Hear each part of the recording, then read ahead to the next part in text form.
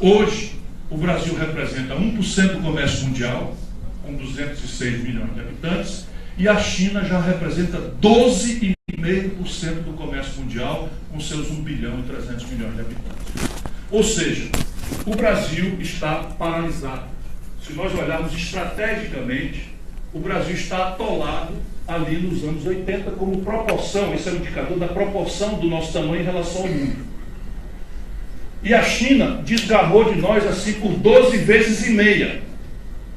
Nós éramos muito mais ricos relativamente e muito mais desenvolvidos, por qualquer ângulo que quiséssemos considerar, do que a China ontem, em 1980. Isto então, penso, recomenda uma reflexão sobre o Brasil, ou, não para copiar as instituições chinesas, o que é que nos distingue da China. Sob o ponto de vista de institucionalidade, não vale a pena examinar nem copiar. Cada país tem a sua institucionalidade, cada país tem que ser o seu desenho político, mas, sob o ponto de vista de marco, de organização da economia política, são poucas as variáveis.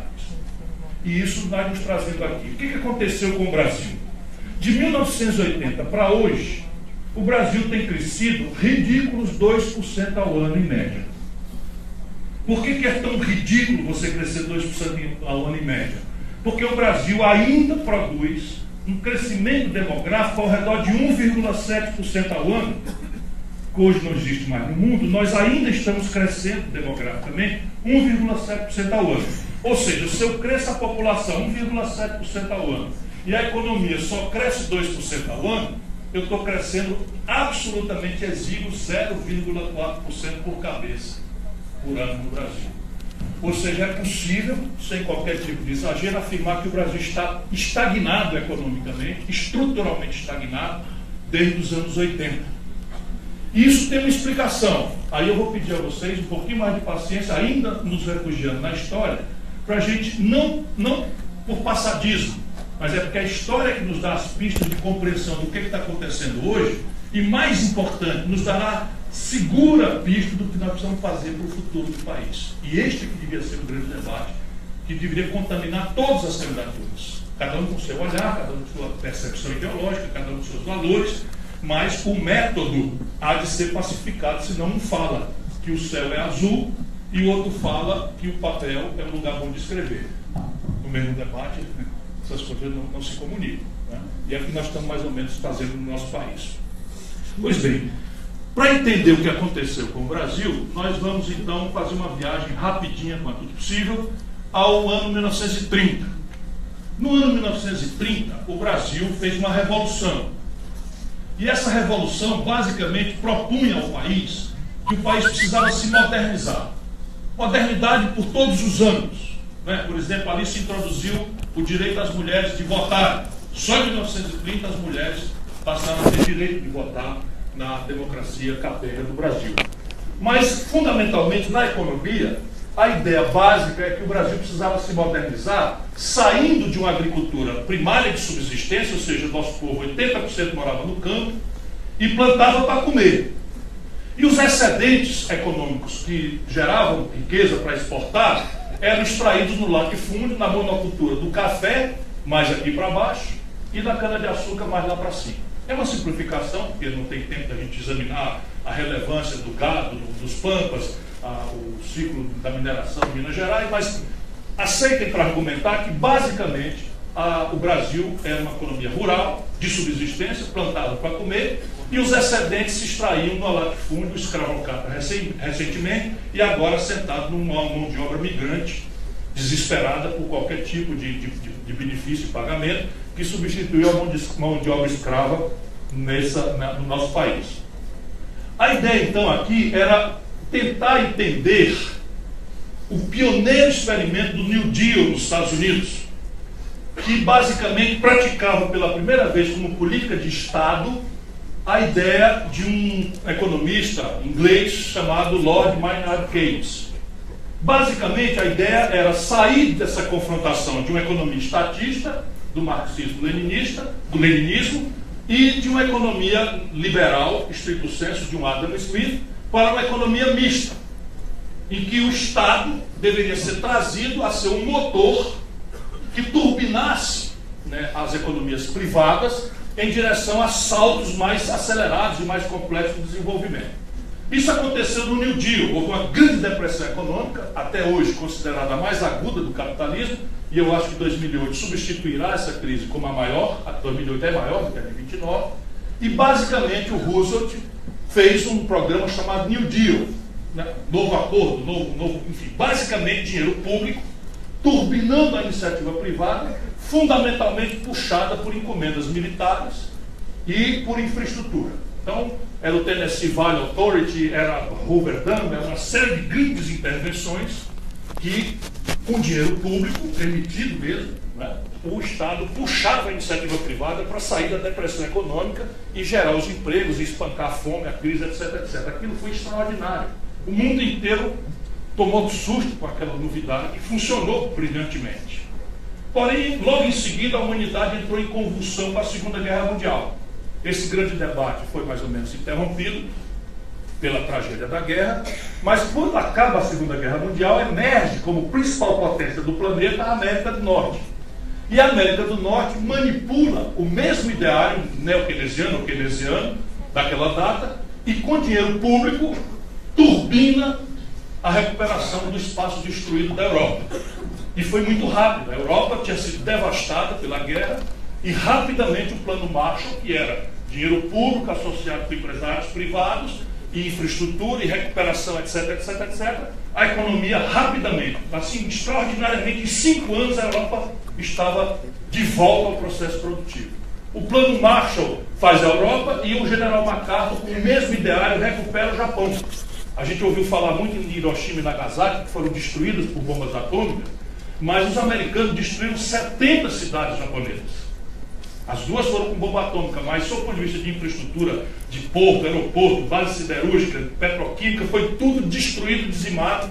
E não passaram-se 5 anos, o Japão estava de volta, pujante, crescentemente, a um protagonismo global por esse ideário. Os brasileiros do tempo, vendo esta coisa acontecer, não é, resolvemos imitar essa estratégia do Brasil. Imitar, e não foi simplesmente fazer igual, porque havia muitas diferenças. Por exemplo, o Brasil tinha a sua burguesia, da época, muito assentada no conformismo conservador de base rural e oligárquica. Portanto, nós não tínhamos, né, uma burguesia nacional comprometida com esse ideário. Ao contrário, a burguesia que tínhamos era absolutamente reativa a essa novidade, porque farejava que, se houvesse uma mudança do eixo econômico da base da monocultura rural para a base industrial, seria um deslocamento de poder que ela perderia para uma novidade que estava nascendo. Então, tropicalizamos o modelo e nasceu, então, o que nós convencionamos chamar no Brasil de nacional desenvolvimentismo. A esse modelo de economia política, nós devemos o Brasil que temos aí fora, para o bem e para o mal, não só ao modelo, mas ao colapso dele no ano 80. Por isso que eu pedi a vocês atenção para o ano 80. Simbolicamente, essas coisas não acontecem do dia para a noite, mas é possível visualizar no ano 80 um elemento simbólico de virada histórica nessa modelagem.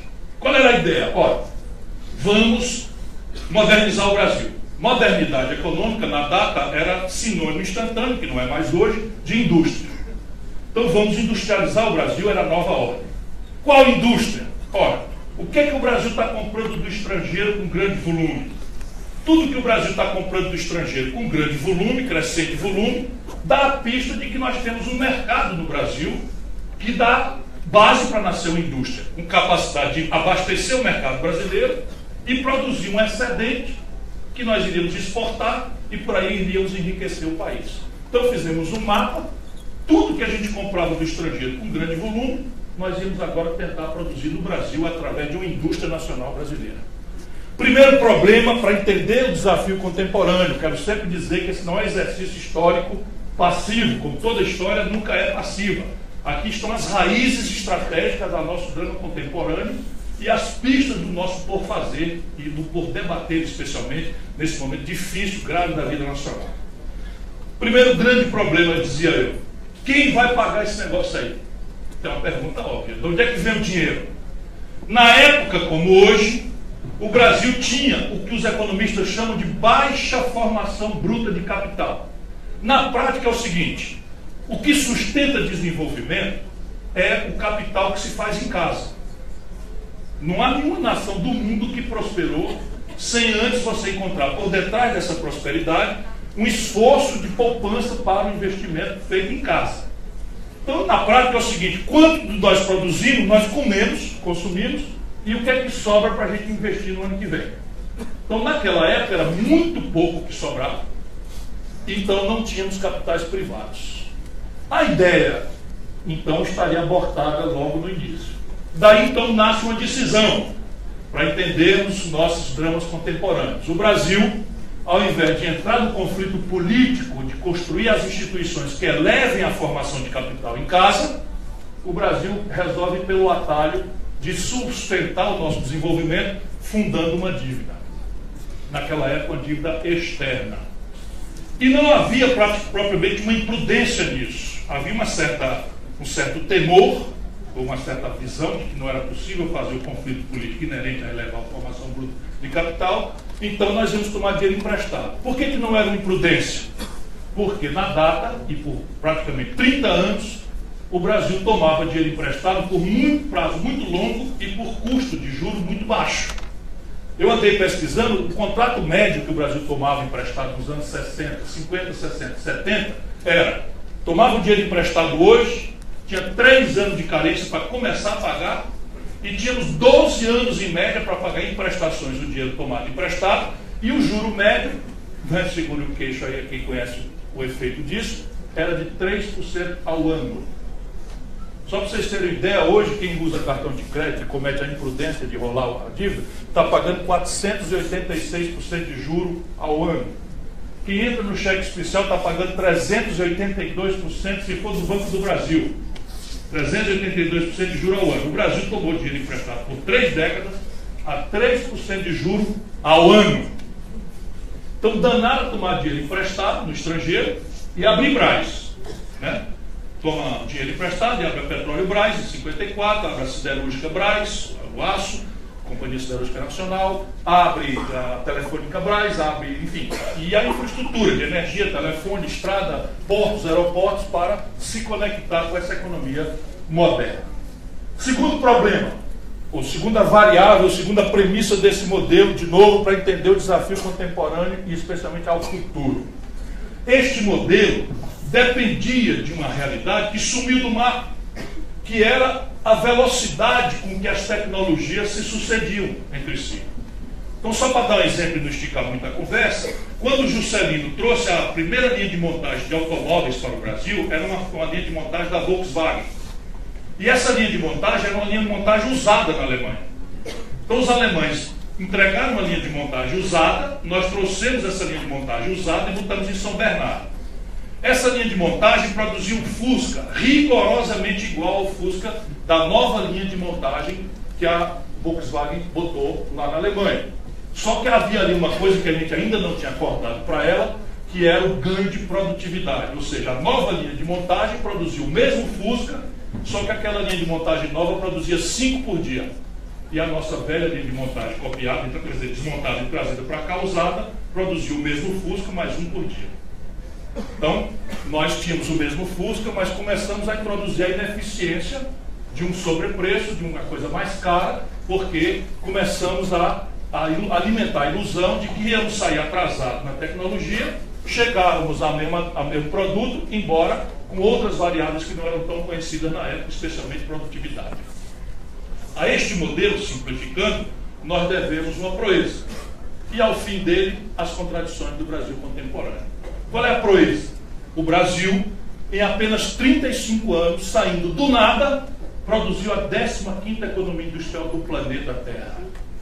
É muito importante que a juventude, que hoje está espancada diariamente com a notícia errada da política, a corrupção, a ladroeira, a mentira, a vulgaridade, a incompetência, todo esse momento desagradável, é muito importante que a gente não aceite o que está por detrás disso, que é uma tentativa, vinda da propaganda estrangeira, de nos aviltar como nação. Não há defeito genérico na nação brasileira. Nós produzimos em apenas 30 anos o mais sofisticado, complexo e veloz experimento de desenvolvimento industrial da história do capitalismo mundial. Agora vamos perder esse lugar para a China. mas ainda é nosso. A China ainda precisa crescer mais uns 8 anos, na taxa que vai crescendo, para tomar o primeiro lugar do Brasil. E nada impede que o Brasil não acorde e volte a correr de novo. Mas o fato é que nós não temos defeito genético. Acreditem nisso. A nação brasileira, nossa nação, nosso povo, produziu o mais sofisticado, complexo e veloz experimento de desenvolvimento capitalista da história do mundo. Porém, o Brasil, para o mal que temos aí, isso dói muito para nós outros que gostamos desse lado bom da coisa, mas para a gente entender as contradições do futuro, precisamos também entender o mal. O Brasil que temos para o mal aí fora também é consequência de algumas imprevidências, de algumas imprevisibilidades deste modelo. Por exemplo, lembra que eu falei que quando esse modelo começou, 82% do povo morava no campo? Em apenas 30 anos essa equação inverteu. Nenhum lugar do mundo viveu o processo de hiperurbanização forçada em apenas 3 décadas que inverteu de 82% rural para 80% urbano em 3 décadas, em 30 anos. E aí está o colapso das grandes cidades brasileiras, né, com a favelização, com a infraestrutura colapsada, com a crise de moradia, com a crise de saneamento, em todos esses problemas de segurança, que também tem a ver com a territórios inacessíveis para os serviços públicos, para as forças da lei, etc, etc, etc. Mas pior do que isso, outra sequela do modelo é que nós, ao financiarmos esse modelo com capitais públicos que não tínhamos, e fundado numa dívida que ao fim tinha que ser paga e chegou a data de pagar, nós produzimos a mais brutal concentração de renda do mundo. Então, enquanto o mundo estava gastando dinheiro público para fazer reforma agrária, com o faroeste americano, nós estávamos fazendo nascer uma base petrolífera, uma base siderúrgica. Enquanto o mundo estava fazendo o saneamento básico e a reforma agrária, nós estávamos fazendo aço, planta de aço, estradas e portos, etc, etc. Resultado, o Brasil remanesceu, depois desse processo, com uma economia brutalmente concentrada e é a mais desigual distribuição de renda do mundo até hoje. E isso é a queda, tem um coice. É que o modelo, ao produzir esta contradição, 15ª produção industrial do mundo e mais aguda concentração de renda do mundo, o modelo morreu. Ali por anos 80, porque as duas premissas que sustentavam o modelo sumiram do mapa da realidade humana. Lembra aquele dinheiro de longo prazo, barato, de juro barato, com prazo longo para pagar? Sumiu. Eletronizou-se, virou o que os americanos chamam de smart money, que em tradução literal quer dizer dinheiro esperto. Na prática é o seguinte: garotos de pouco mais de 20 anos, 22, 23 anos, formados das universidades mais sofisticadas, desenvolvendo algoritmos para arbitrarem especulativamente atrás de computadores, como quem joga videogame, ganhos especulativos de curtíssimo prazo, arbitrados globalmente em tempo real, 24 horas, 365 dias por ano. Então, na hora que a gente for dormir hoje, está amanhecendo o sol na Malásia. E a garotada está lá na frente da telinha do computador, vendo como é que abriu o mercado no Oriente, que título está rendendo mais, e ali Ctrl Alt Delete Shift, não sei o que, transfere 1 bilhão, 2 bilhões, 5 bilhões de dólares de um título para o outro, de maneira que todos os países cujo modelo de desenvolvimento dependiam de fluxos estáveis de capital externo, quebraram. E nós quebramos. O que aconteceu com o Brasil? Quando nós quebramos, ainda tem a outra razão, os ciclos tecnológicos. Lembram que demorava 10 anos, 20 anos, o Fusca da Volkswagen, etc. Mudou tudo. De um tempo para cá, a tecnologia tomou tal centralidade no preço, na produtividade, na qualidade, no desejo de consumir, que nós a ele transferimos a nossa própria busca vã por felicidade, falo já um pouco mais sobre isso. A tecnologia tomou um centro tal que não é mais razoável você trabalhar com escala tecnológica atrasada. Então, repare bem, quando eu fui morar na América do Norte, isso é coisa de rir. Eu, depois de ser ex-ministro da Fazenda, governador, prefeito, tanto não faz assim, não é tanto tempo, foi em 1995, eu aceitei ser visiting scholar na Law School de Harvard. E aí, quando eu cheguei lá, eu comprei um computador 386. Tinha acabado de ser lançado o 486, e o meu irmão disse: não compra o 486 não, porque ele ainda está certo que está dando erro. Aí eu comprei um 386. Aí cheguei na casinha lá que eu aluguei, liguei o computador num negócio novinho que tinha aparecido, que era internet. Aí você botava ali no plug do telefone, fazia uma descagem do número mesmo. né, da América Online. Aí o computador começava a negociar. Né? Vocês nunca viram isso, né? Precisa ir ver no museu. Né? Precisa ir ver no museu. Aí negociava e caía. Negociava e caía, negociava e caía. Na sexta tentativa, pau, entrava. Aí eu ligava para a mamãe: mãe, que coisa extraordinária. Agora a senhora precisa ver como é que a gente faz negócio aqui da tal de internet. Que entra a primeira página da Folha de São Paulo, não demora nem 10 minutos, entra a primeira página da Folha de São Paulo. Só eu em menos de 10 minutos eu estou lendo a primeira. Vocês riem, mas era assim que era. Hoje a minha internet em casa tem 200 MB, eu fico muito irritado com a lentidão com que um filme de 4K entra. Né? Demora, cara, tá maluco, cara? Demora 12 minutos entrar um filme, um longa-metragem 4K ou 1080, né, pixel e tal. Pois bem, isto tomou uma centralidade em matéria de comunicação, de química fina, de meio de diagnóstico médico, de informática, lato sensu, nós estamos falando de cartão de crédito. Vocês imaginam? ATM machine, faz um negócio extraordinário, você não precisa mais ir no banco. Você passa dentro do supermercado e aí o camarada entrega um cartão de plástico e o camarada diz assim: o senhor quer crédito ou débito? Aí eu digo assim: como assim? Aí diz: crédito o senhor vai pagar a fatura quando vier pelo correio, débito eu faço agora. Então bote débito dessa chibata aí, como é que a gente vai funcionar? Aí assim, transferi da minha conta para a conta do Star Market na hora. Se eu vejo um negócio desse, rapaz, isso não é uma mudança muito grande. Ó, isso eu vivi depois de ser deputado, ex-governador e prefeito. Vocês imaginam o impacto disso? E o velho modelo dependia de uma tecnologia lenta. Então o modelo morreu por essas duas razões.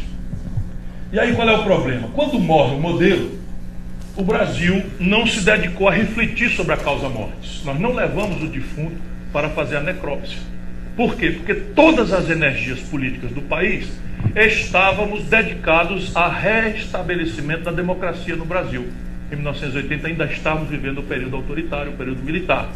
Então, se a gente fosse discutir economia política, haveria um dissenso imediato, que é aí que as discussões acontecem.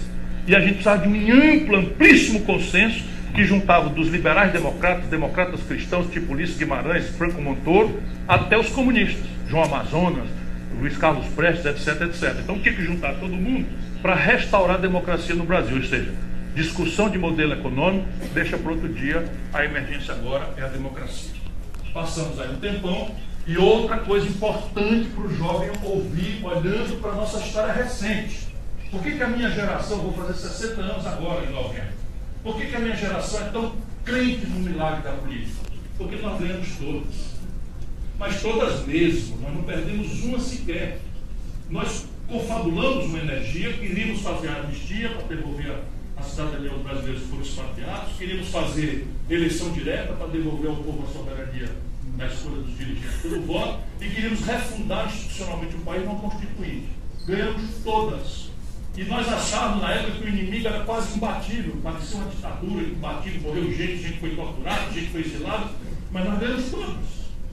É bem verdade que eu penso que hoje o inimigo é mais perigoso do que o nosso. Porque o nosso era caricato, era fácil de identificar, e o inimigo de vocês hoje é muito difícil de identificar.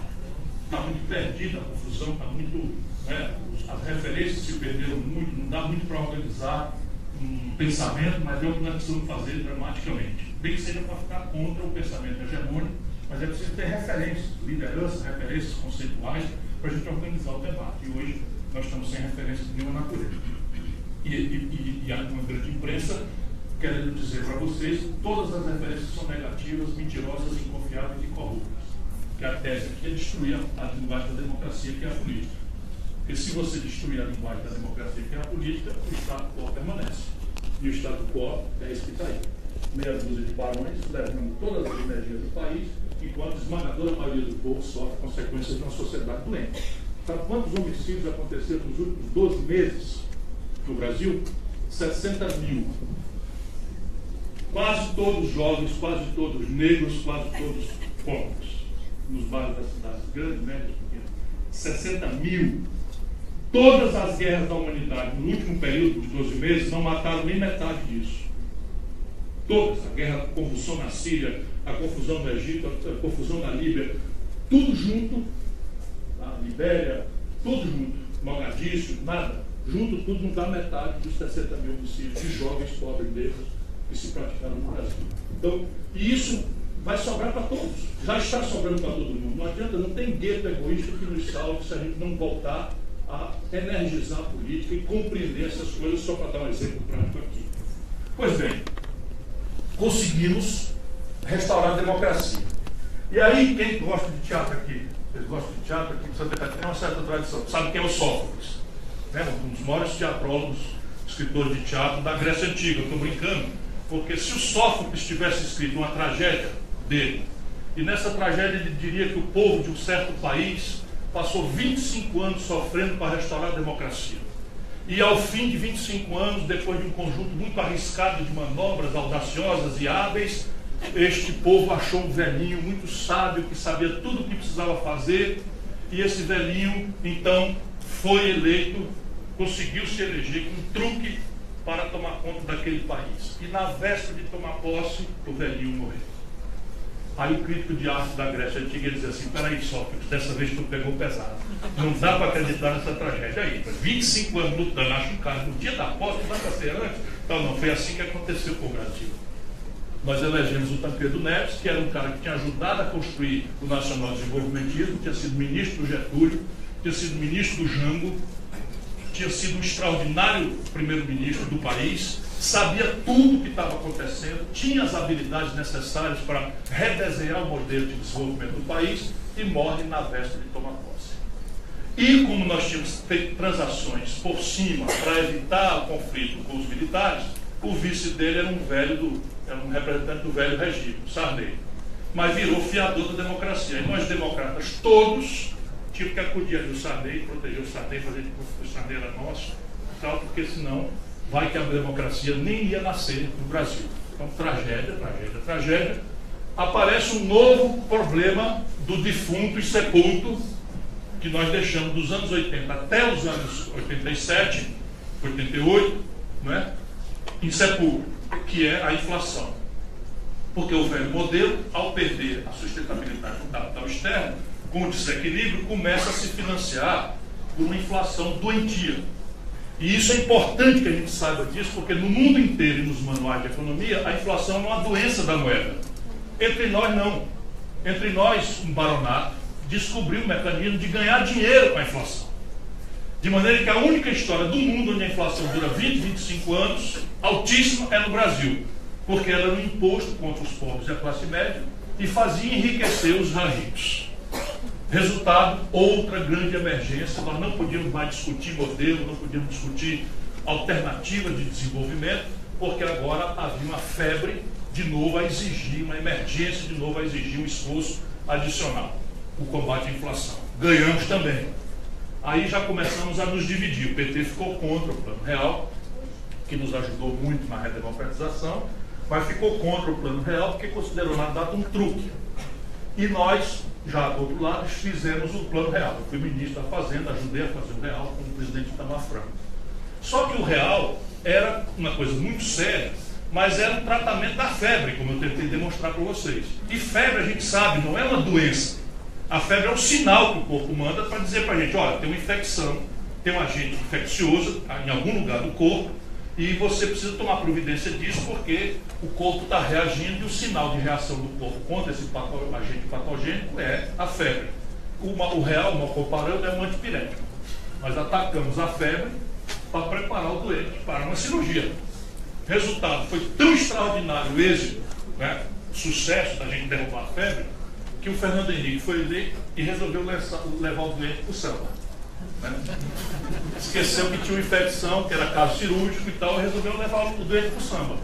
E aí abriu mão de um projeto de Estado, de um projeto nacional, e introduziu a reeleição e tal, e começou a surfar na onda da popularidade. Por que aconteceu a popularidade? Eu não estou como me contradizendo quando eu falei que nós não devemos dividir o Brasil em coxinhas e mortadelas. Isso aqui é porque nós precisamos entender o que está acontecendo. O que fez a popularidade do Fernando Henrique Cardoso? Ora, se a inflação era uma brutal transferência de renda de quem produz e trabalha para os setores que especulam nas finanças, na hora que eu encerro isso, essa transferência de renda, imediatamente permanece a renda na mão do povo. E isso acontece em 24 horas. Em 24 horas, os preços que estavam se deteriorando a 15% ao mês passam a ser nominais. Ou seja, você, Casa Bahia, imediatamente troca as propagandas e diz assim: compre uma televisão em 24 prestações de R$120 fixa. Aí o cara aqui no Brasil não existia isso, o camarada não vou, pá. Esses caras estão fazendo isso para ganhar eleição, eu vou comprar isso agora, porque isso não vai durar. Então no dia seguinte vai todo mundo para o consumo. E a produção não acompanha. Resultado, aparece um desequilíbrio e nós resolvemos financiar esse desequilíbrio como? Imitando o velho modelo nacional desenvolvimentista, tomando dinheiro emprestado, só que agora a prazo muito curto e a juros explosivamente altos. Resultado prático, o Fernando Henrique até consegue um ciclo curto de popularidade, por causa dessa ascensão do consumo, mas em seguida o Brasil quebra. Como é que quebra um país, que é uma instituição permanente? Modernamente, um país quebra desvalorizando a sua moeda em comparação com o dólar. Se vocês não ficarem com muito sono, eu vou pedir um pouquinho de paciência de vocês para explicar isso aqui, porque o povo brasileiro está precisando que a gente ajude ele a entender isso. Isso é um assunto estrita e completamente popular, que a elite brasileira usa uma língua difícil para que o povão não entenda, e aqui que está a jogada. A gente não compra dólar, portanto, teoricamente, não devia estar tão central e popularmente preocupado com a taxa de câmbio, por quantos reais a gente precisa para comprar um dólar. Ok, tenho repetido por aí fora, a gente não compra dólar, mas a gente come pão. E pão é trigo. E o Brasil não produz trigo com suficiência para fazer os pães que a gente come e a pizza que domingo a gente eventualmente come. Resultado, se eu quero comer pão e pizza, eu preciso comprar trigo e eu preciso pagar o trigo com dólar. A gente não compra dólar, mas a gente anda de ônibus. 60% do óleo diesel, olha aqui minha juventude, 60% dos óleos diesel que estamos queimando nos ônibus brasileiros estão vindo do estrangeiro. Nesta loucura de a gente virar um país exportador de petróleo bruto barato e estamos comprando diesel, querosene, gasolina do estrangeiro em dólar que a gente não produz. Resultado, a gente não compra dólar, mas anda de ônibus. O principal insumo do preço de ônibus é o diesel. Aí eu precisava, quando o Lula entregou para a Dilma, eu precisava de R$1,75 para comprar um dólar de diesel. Quando a Dilma cai, nós estávamos precisando de R$4 para comprar o mesmo dólar de diesel. Resultado, lembra de 2013? O preço da passagem subiu, todo mundo se sentiu enganado e foi para as ruas em massa protestar. Por quê? A gente não compra dólar, mas olha como é extensa a consequência popular. A gente toma remédio.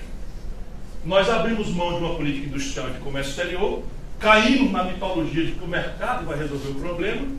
Não que eu tenha nada contra o mercado é uma coisa absolutamente extraordinária, tem um valor inestimável, presta serviços maravilhosos à humanidade. Porém, o mercado não admite ingenuidades, ele não é encarregado de promover desenvolvimento. Resultado prático, nós abrimos mão de uma política industrial e de uma política de ciência e tecnologia e estamos agora comprando do estrangeiro 80% da química fina dos nossos remédios. Não é 30%, é 80% da química fina dos nossos remédios. Sabe, um mero Tilenol vem tudo de fora. O Sonrisal vem de fora.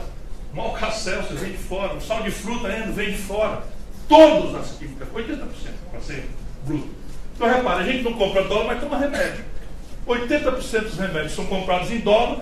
Se eu precisava de R$1,75 para comprar um dólar de Tilenol, quando o Lula entregou para a Dilma, quando a Dilma foi derrubada, nós estávamos precisando de R$4 para comprar o mesmo dólar de Tilenol.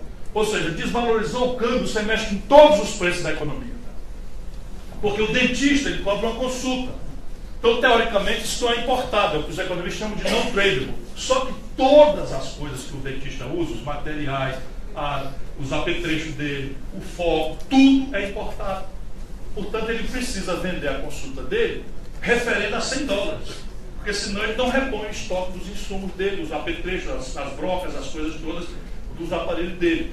O aluguel não tem nada a ver com importação, ok, mas o camarada se acostumou a cobrar o aluguel referido a dólar porque ele faz um cálculo de quanto é que custa ir para Miami.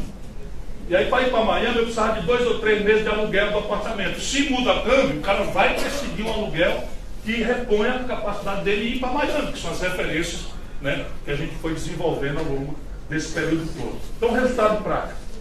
O país quebra com o Fernando Henrique, E o real, que era 1 por 1, vira 4 por 1, 5 por 1, 6 por 1, R$ 9,20 por 1.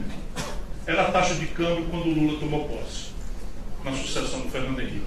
R$ 9,20. Hoje deu 3,12, 3,14, só para vocês terem ideia.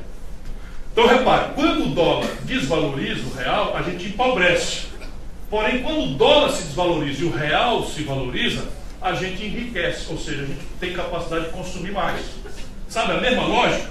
Então, quando o Lula toma posse no primeiro mandato, na quebra do Fernando Henrique, o real estava R$ 9,20 por $1.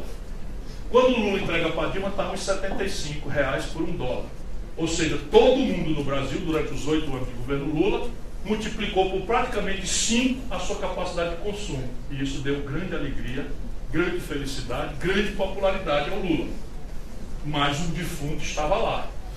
E continuaram levando o defunto para o samba. Para a gafieira, mudou de samba, né, para a gafieira. Né, mas continuaram dançando com o defunto infectado, que é o velho modelo que morreu daquelas doenças que eu descrevi. A Dilma toma posse e o mesmo filme, olha como é caricato, eu estou caminhando para terminar, a gente entrar numa discussão. O mesmo filme se repete. Olha o que aconteceu e não dá para não rir. Quando o Fernando Henrique quebra o país e desvaloriza o real, no dia seguinte da eleição, o PT cria um movimento Fora FHC e o Lula assina um pedido de impeachment do Fernando Henrique e vai entregar na Câmara Federal para o então presidente da Câmara, Michel Temer. Acredita? Que era o braço direito do Fernando Henrique. Hein? Olha como as coisas são no Brasil. Nada, quer dizer, tudo muda para nada mudar. Né? Então o Michel Temer era o braço direito do Fernando Henrique, naturalmente arquivou. E eu dizia, Lula, meu irmão, não faça isso. Remédio para governo ruim não é interrompê-lo. Porque na hora que a gente faz uma legitimação disso, amanhã um de nós vai ao poder, essa gente vai usar esse remédio contra nós. Vão derrubar a gente por qualquer pretexto, porque a gente deu, essa conversa, vamos fazer, não sei o que, tá bom. O que acontece? O Lula, quando toma posse, tem um outro fator que também permite a gente ter a ilusão de que o velho modelo não está desafiando a gente a fazer outro, que é o preço explosivo e muito exoticamente alto dos produtos tradicionais brasileiros. Então a China começou a bombar muito até 2010, 2011, e aí veja bem o que aconteceu. O minério de ferro, quando o Lula entregou para a Dilma, estava sendo vendido pelo Brasil a $190 a tonelada. Quando a Dilma foi derrubada, a mesma tonelada de minério de ferro estava sendo vendida por 38. Quando o Lula entregou para a Dilma, nós estávamos vendendo um barril de petróleo por $110. Quando a Dilma foi derrubada, o mesmo barril de petróleo estava sendo vendido por 30. Ou seja, o câmbio que mudou na direção inversa com o Lula, dando popularidade a ele, e os preços altos das commodities permitiram que nós vivêssemos outro ciclo de expansão do consumo que alegra o povo, que gera satisfação com os governantes, que por sua vez, ao invés de tratarem de um projeto nacional que conserte estruturalmente as coisas na hora da bonança, vão para a farra. Entram num projeto de poder, etc, etc, mas o velho modelo cobra o preço. E resultado, elege a Dilma, elege. Mas no dia seguinte da eleição da Dilma, a última agora, muda a taxa de câmbio 42% em 60 dias, tem um tarifaço de energia elétrica de 72% em São Paulo, de 47% em Santa Catarina, e a população fica se sentindo traída, porque passou a ter que consumir metade do que podia consumir na véspera da eleição. E ao mesmo e rigoroso filme, desta vez eles pegam o impeachment, e como o lado deles é muito mais poderoso, conseguiram fazer o impeachment. A gente não conseguiu juntar nem 1/3 da Câmara dos Deputados para impedir essa ruptura da democracia, e o nosso povo assistiu em casa, muito aborrecido e zangado, com razão, diga-se bem na verdade, a ruptura da democracia. E chegamos ao tempo presente. Qual é o desafio hoje? Não dá mais para adiar o debate sobre o novo modelo nacional de desenvolvimento. Cada um pode ter o seu. Mas o Brasil hoje está proibido de crescer por 3 fatores, cada qual mais eficaz para não nos deixar crescer. Primeiro, a propósito, um parênteses, o país, ano que vem, vai crescer, aspas, estatisticamente ao redor de 2, 2,5%. Ou seja, vamos voltar à média de crescimento dos anos 80 para cá. Só que isso não é crescimento. Por quê? Porque nós acabamos de cair 9,5% em 24 meses. Portanto, se eu caio 9,5% em 24 meses e cresço 2% no outro, eu ainda estou caindo 7,5% da base que eu tinha. Compreende o que eu estou querendo dizer? Ou seja, esse crescimento é por retomada de capacidade instalada ociosa. Que é isso? Nós temos capacidade de produzir 100 geladeiras e estamos produzindo 70 por causa da depressão econômica. Se eu passo a produzir 80, estatisticamente eu saio de 70 para 80, eu aumentei quase 10% a minha capacidade de produção de geladeira. Só que eu ainda tenho 20 geladeiras capazes de produzir desocupados, que é a capacidade instalada. Quando a gente ocupar essa capacidade instalada, acaba o crescimento de novo e lá se vê a confusão, né, do stop and go, que dá essa quebra, esse filme velho que derrubou o Fernando Henrique, que derrubou a Dilma mais recentemente. Quais são as razões de estarmos assim? Vamos discutir. Primeira razão, esse conjunto de práticas que o governo acaba tendo para enfrentar esta inflação com juro alto, produziu o mais generalizado e esmagador endividamento das famílias e das empresas brasileiras da nossa história. Então hoje a empresa nacional brasileira não está fazendo caixa, salvo exceções, não está fazendo caixa sequer para honrar a parcela vencida dos bancos. E há 40 milhões de brasileiros negativados no SPC. 40 milhões de brasileiros negativados no SPC. Então, o endividamento generalizado do setor privado e das famílias não nos permite, sem uma equação para isso, crescer sustentadamente. É preciso construir uma solução para isso e o mercado sozinho não sabe fazer, não existe mecanismo para fazer. Há que ser, de novo, uma economia política inovadora, que compreenda a necessidade de ter um bom mercado, de ter uma pujante iniciativa privada, mas que turbine, que seja, vamos dizer, catalisadora das soluções estratégicas que o mercado não pode fazer.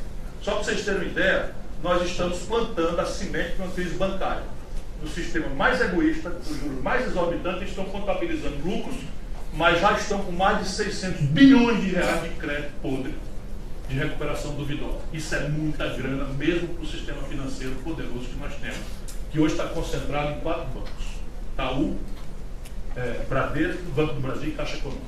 Segundo, o Brasil colapsou as finanças públicas, porque de tanto pagar juros para os outros e para a dívida interna, nós quebramos o país. Só para vocês terem uma ideia, enquanto a imprensa sustenta toda a mistificação aí, toda a agenda de austeridade, etc., etc., teoricamente para sanear as contas, para readquirir confiança, etc., etc., tudo é mentira. Deixa eu dar os números para vocês e vocês pesquisem se eu tenho razão ou não. De outubro 27, hoje, a outubro 27 do ano passado, nos últimos 12 meses, o buraco na conta do governo brasileiro é recorde histórico: 179 bilhões de reais de déficit primário, ou seja, o governo gasta mais 179 bilhões de reais do que arrecada. E vão vencer mais de 450 bilhões de reais da dívida. E nós não temos um centavo para honrar nenhum centavo disso.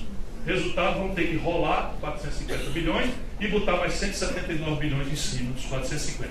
Ou seja, nós estamos nos aproximando de 4 trilhões de reais da dívida interna brasileira. Não há reforma fiscal que sancione isso se a gente não tomar uma providência oposta à direção que essa gente está fazendo. E terceiro, o Brasil não pode crescer porque nós finalmente chegamos no impasse em que qualquer crescimentozinho, modesto que seja, apresenta um desequilíbrio monstruoso nas nossas contas com o estrangeiro em dólar. Também ninguém precisa ser economista. Quem aqui tem celular? Vocês acreditam que eu fiz essa pergunta? Um camarada outro dia disse: eu não tenho. Pois rapaz, eu quero ter um autógrafo teu, porque é o primeiro cara na vida que eu conheço que não tem. 100% importados. Todos os remédios 100% importados. 80% do valor de um carro importado. Então cresceu qualquer coisa, o buraco na conta do Brasil com dólar explode. E qual é o efeito da explosão do déficit na conta em dólar? Pressão sobre a nossa taxa de câmbio, que nós já aprendemos que mexe com todos os preços. Então, se houver uma pressão na taxa de câmbio, o real se desvaloriza, vai para 4, para 5, e isso muda os preços do pão, muda o preço do arroz, muda o preço de tudo, e aí o governo atira com taxa de juros e nós vamos ver o filme de novo. Portanto, é preciso interrompê-lo, e se esse diagnóstico for correto, a terapêutica pula. Vamos conversar sobre isso. Muito obrigado por sua atenção.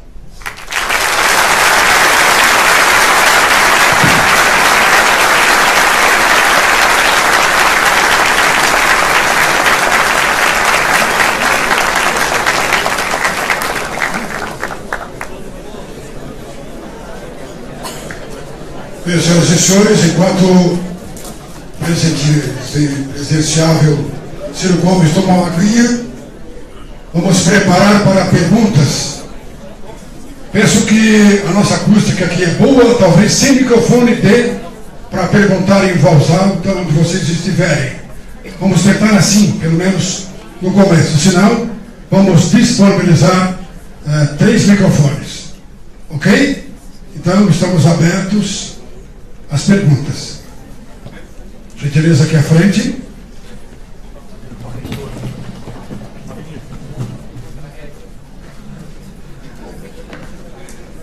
Isso. Nós temos a presença da nossa magnífica reitora e foi solicitada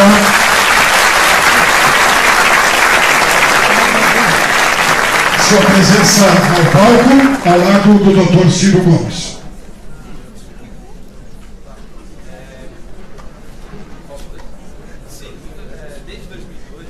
Não vai dar, não vai dar.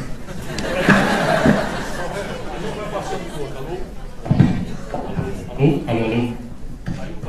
Tudo ligado aqui, tudo ligado, obrigado. Vamos combinar assim, pergunta difícil para a reitora, pergunta fácil. Bom, senhor, desde que tu escreveu aquele livro com Roberto Mangabeira Unger, o senhor vem tratando da reforma fiscal no Brasil como algo elementar para a nossa sobrevivência enquanto nação. Mas em 2002 o senhor propunha uma reforma tributária que o senhor falava em abolir o imposto de renda e falava no imposto Calder. E, enfim, a reforma da Previdência também falava no regime de capitalização que hoje tu mantém. Enfim, e o que eu achava mais interessante na época é que para tratar a dívida tu falava de Asset Liability Management via Market Friendly. E hoje o senhor fala em auditoria da dívida. Eu queria saber se hoje, qual a sua proposta hoje para a reforma fiscal? Vamos ambientar todo mundo. O que é reforma fiscal? É a tentativa de resolver aquela segunda razão pela qual o Brasil está proibido de crescer, que é a falência das contas públicas. Porque o crescimento ele é basicamente produzido por investimento. E o investimento é privado ou público. Né? Jamais houve a ideia de que você faz uma agenda para ganhar a confiança dos agentes internacionais e eles virão em socorro da nossa imprudência. Isso não aconteceu jamais na história da humanidade. Toda essa retórica de reforma da Previdência, reforma não sei de quê e tal. E o grande problema do Brasil hoje é na receita. E veja que nós chegamos no limite, porque essa proposta de 2002 está no livro, e de lá para cá a coisa se deteriorou gravemente. Gravemente. A deterioração mais explosiva é que o Lula, um governo progressista, que tendo esse momento mágico de preço de commodity lá em cima, de taxa de câmbio caindo, uma coisa causando a outra, o Lula empurrou algumas coisas relevantes para o povo. Por exemplo, o salário mínimo saiu de $76 a poder de compra do dia que ele tomou posse para $320 no dia que ele entregou para Dilma. Por exemplo, o crédito, né, apesar de ter uma política extremamente conservadora, com o Meirelles, o mesmo ministro da Fazenda, isso aqui é chocante, o mesmo ministro da Fazenda do golpe era o homem que fazia a política econômica do governo Lula, né, no Banco Central, o Meirelles. Pois bem, o juro do Meirelles foi exorbitantemente alto durante os 8 anos de governo do Lula, mas o Lula empurrava via crédito dirigido, crédito para a agricultura familiar, crédito para a agricultura, para o agronegócio, crédito para a construção civil com Minha Casa Minha Vida, crédito para a indústria brasileira com a TJLP que eu criei lá atrás, que é uma taxa de juros a longo prazo. E a Dilma cometeu o erro gravíssimo de quando aconteceu a crise de 2013, que foi o desfinanciamento das nossas contas externas. O Guido Mantega desorientou a Dilma dizendo que nós íamos conseguir turbinar a economia brasileira como se nós estivéssemos tendo um problema de liquidez de crédito. E não era definitivamente, era um problema estrutural do velho modelo. Na medida em que os preços das commodities caíram, o buraco da nossa conta ficou infinanciável. E isso não tem jeito, ficou infinanciável, a moeda sofre a desvalorização, como eu tentei descrever, para pedir a vocês ajudarem o povo a prestar atenção nisso. E eu estou pedindo isso por onde eu ando no meio universitário, que é quem tem equipamento para entender. Você imagina um candidato precisando de voto, enfrentando a marketagem, diz assim: o povo precisa de emprego, saúde, educação e segurança. O que está aí não está dando, deixa que eu vou e faço. E é tudo assim, mais ou menos. Aí um faz uma musiquinha mais bonita do que a outra, o outro faz e esse ganha. E eu estou tentando ver se a gente faz um debate inteligente, não no sentido de inteligência brilhante, mas ao invés de ser uma coisa emocional, fragmentária, identitária, tal, que a gente, no Brasil a sociedade civil, a falta de um projeto, veja como é consequente o que eu estou falando. Nós, simplesmente, a nossa sociedade civil se organizou de forma absolutamente fragmentária. Quem quiser conhecer com detalhes a agenda dos atingidos por barragem, entra no Google e bota MAB, Movimento dos Atingidos por Barragem. Está lá a diretoria da associação do movimento.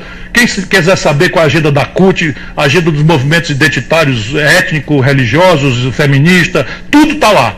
Agora, cadê a associação do interesse público? Onde é que é? Que dia é a reunião sobre o interesse nacional? Porque essas questões gerais, elas é que vão dar o quadro onde nós vamos afirmar ou não, com mais ou menos folga, mais ou menos virtude, nossas aspirações identitárias, de segurança, de saúde também, que são não propriamente identitárias e relevantes. Portanto, a questão das finanças públicas passa a ser agora a mais grave das questões. E aquilo que em 2002 era muito mais fácil, virou muito mais difícil.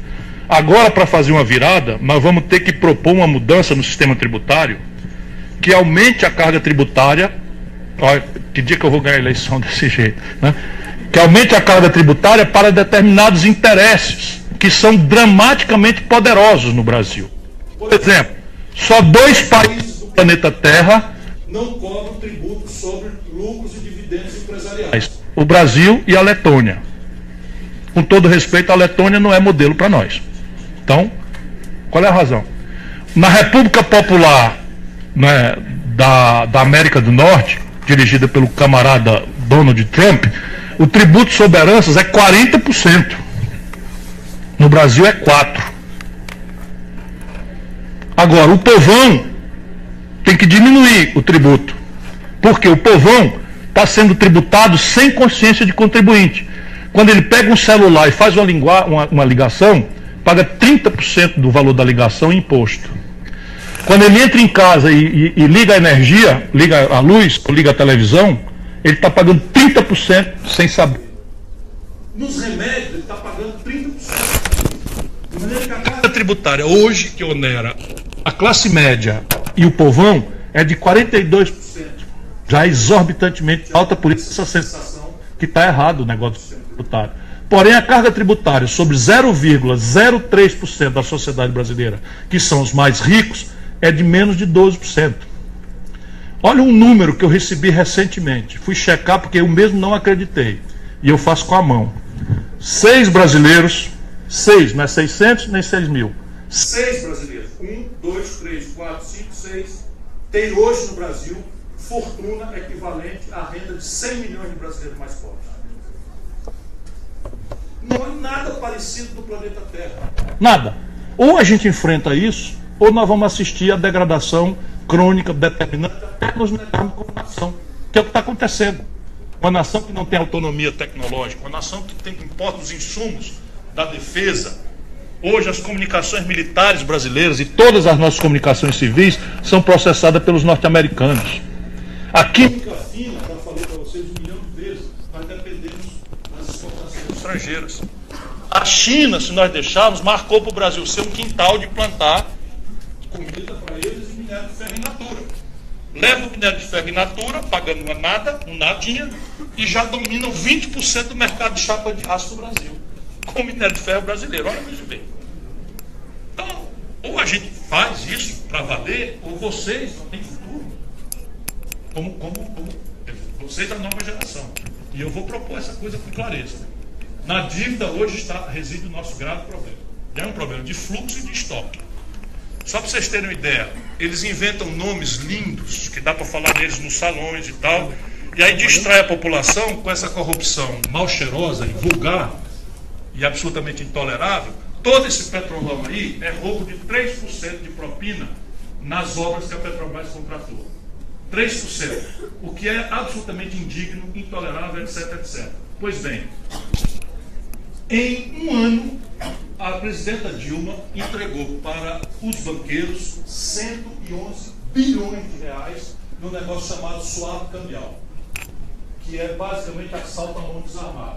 E aí, como tem um nome que dá para falar nos salões, ninguém fala do assunto. O que é swap cambial?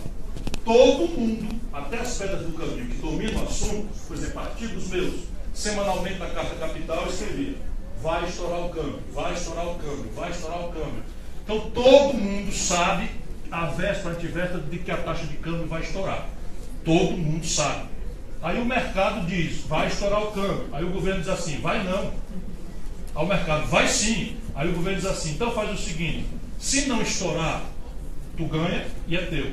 E se estourar, tu perde e eu te pago com dinheiro público. E assim foi feito, e a Dilma pagou 111 bilhões de reais. Eu denunciei, outras pessoas acabaram com essa molecagem. Mas agora eu descobri qual é a nova, porque fica atrás. Pois bem, sabe o que é por isso que vai ter auditoria da Dilma? Eles inventaram um negócio que existe, chamado operação compromissada. É tudo para ninguém de nós saber o que é. Tudo com dinheiro que falta para a saúde, para a educação, para a segurança, porque é o mesmo caixa, é o mesmo bolso.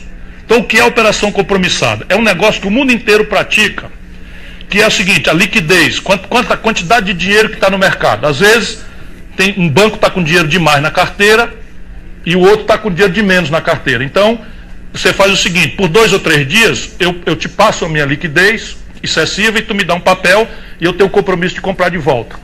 E é basicamente coisa de curto prazo. E os governos quase nunca entram nisso. Pois bem, eu descobri, meus amigos dentro do Banco Central estão me dando os números, eu descobri que neste momento em que nós estamos conversando, o Banco Central brasileiro, porque a taxa de juros está caindo, a taxa primária, a Selic, caiu para 7,5%, o Banco Central brasileiro está fazendo a operação compromissada neste momento no valor de 1,2 trilhão de reais, que vence tudo em 4 dias. Ou seja, eles vão sabotar as eleições. Porque em junho, julho do ano que vem, quando ficar flagrante que um deles não ganhará a eleição, eles vão fazer um ataque especulativo contra o real. E vocês vão dizer: o Ciro falou aquilo lá. Eu espero que quem naquela data ainda estiver em dúvida, agora sim, falando como candidato, definitivamente escolha alguém que sabe onde é que está o dinheiro, embora seja um cabra marcado para morrer, que é o indigitado aqui presente, Ciro Gomes. Próximo. Boa noite, Ciro. Vou fazer 3 perguntas rápidas aqui. Dentro do teu projeto, novo projeto nacional de desenvolvimento, como é que fica a questão dos estados que estão falidos? Como é que tu vai operacionalizar para o teu projeto de desenvolvimento nacional nessa grave crise que os estados brasileiros estão? A segunda é sobre desenvolvimento regional, né? Para na primeira, que aí você faz a segunda na sequência, senão desorganiza a ideia. Veja, em tudo que há de ruim, isso é um ditado francês, em tudo que há de ruim, alguma coisa boa há. E o Brasil de 2019, quando o próximo presidente assumir, vai estar, entre outros graves sintomas de colapso, vai estar com o pacto federativo absolutamente dilacerado.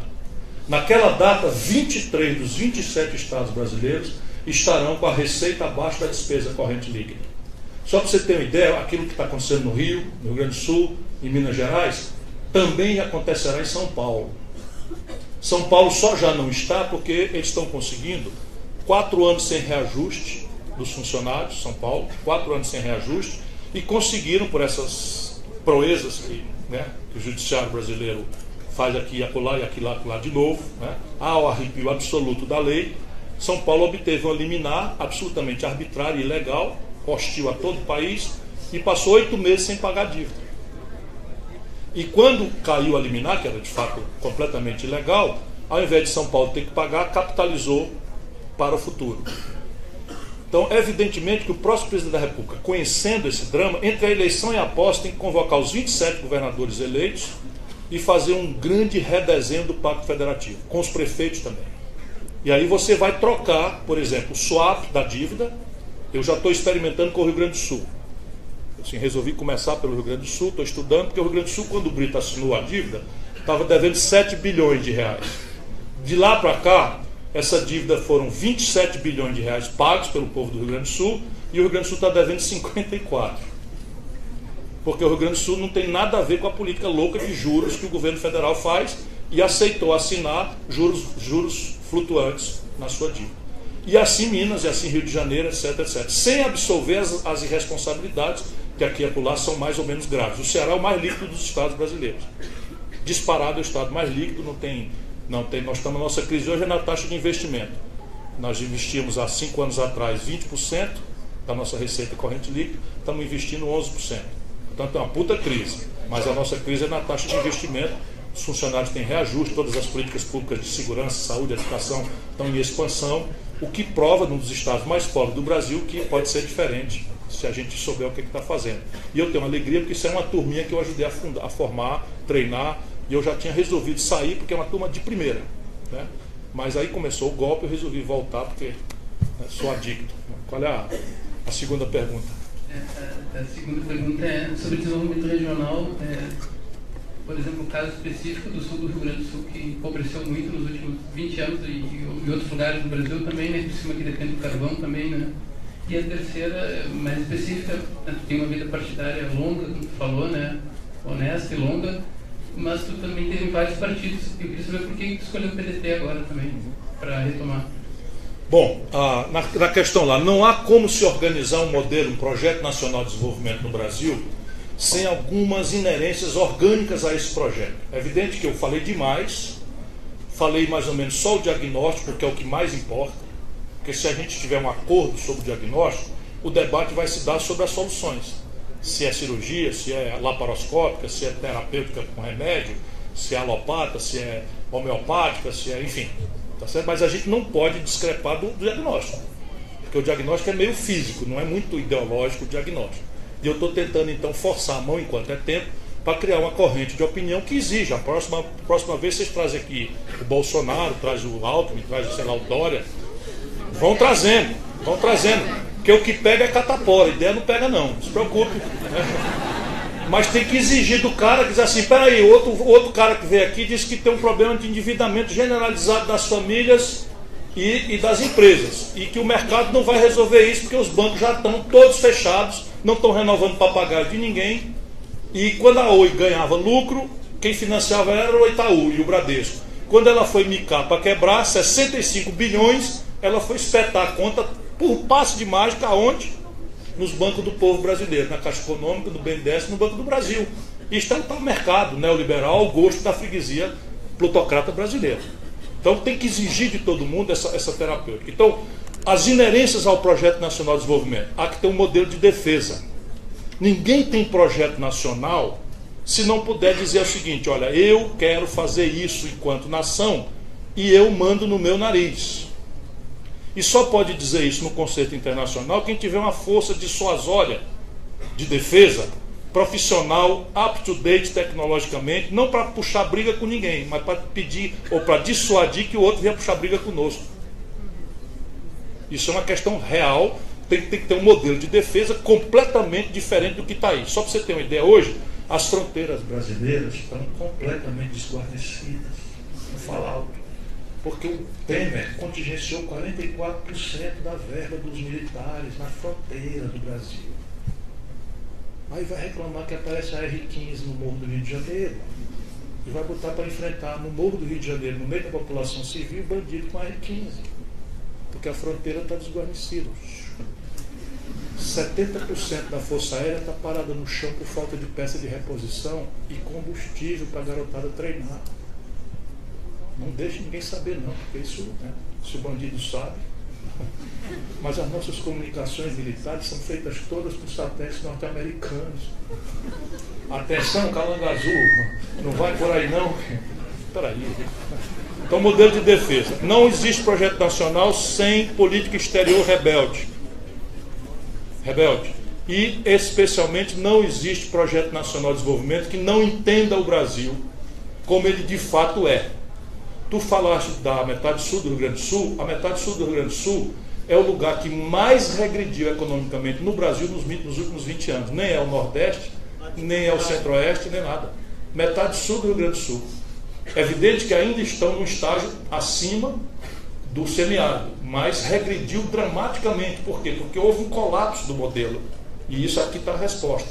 Que era o modelo da pecuária extensiva, de uma agricultura extensiva e que, acossado por uma assimetria competitiva da Argentina, do Uruguai, em risicultura, especialmente em vinhos e carne, etc., aquela metade sul do Rio Grande do Sul colapsou o modelo. E é preciso estudar, porque aí a memória do povo lá, como é muito recente, é uma certa saudade do que tinha de sucesso. E isso não resolve. É preciso introduzir mecanismos novos de desenvolvimento que a perversão neoliberal abomina. Como se o mercado sozinho fosse tirar metade do estado do Rio Grande do Sul de uma decadência dessa natureza com assimetrias competitivas. Volto a dizer, o mercado é muito importante, é indispensável. Mas ou você introduz o Estado para fazer, vamos dizer, turbinar aquilo e reciclar. Eu já estudei isso aí. Lá cabe reflorestamento e o Rio Grande do Sul demora 4 a 6 anos para fazer um licenciamento ambiental. De 4 a 6 anos para fazer o licenciamento ambiental. Tá certo? O mundo está disputando investimento. Então lá claramente é reflorestamento e fruticultura.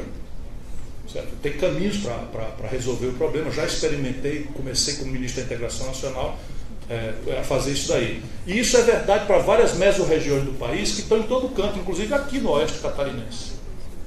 Aqui também tem uma necessidade de uma certa mudança de perfil antigo, né, em alguns lugares. Embora seja o estado que mais se protegeu dessa concentração de terras, da concentração de propriedade, e diversificou sua matriz produtiva. Você produz aqui, tem uma indústria e tem a risicultura.